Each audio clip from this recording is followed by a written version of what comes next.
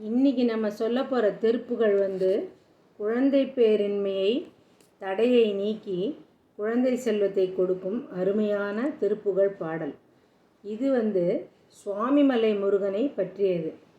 இந்த பாடலை திருப்புகழை தொடர்ந்து 48 நாட்கள் ஒரு மண்டலம் தினமும் 6 முறை பாராயணம் செய்து வந்தால், நம்பிக்கையோடு முருகனை வழிபட்டு வந்தால் அவர்களுக்கு குழந்தை செல்வம் நிச்சயம் கிடைக்கும்.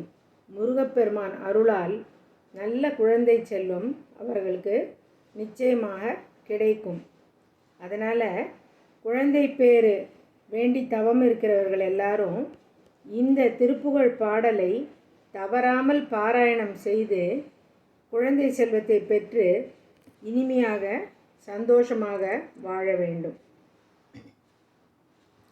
ஜெகமாயை ஊற்றன் அகவாழ்வில் வைத்த திருமாது கர்ப்பமுடலூரி தேசமாத முற்றி வடிவாய் நிலத்தில் திறமாயளித்த பொருளாகி மகவாவினுச்சி விழியானத்தில் மலை நேர்புயத்தில் உறவாடி மடி மீதடுத்து விளையாடி நித்தம் மணிவாயின் முத்தி தர வேணும்.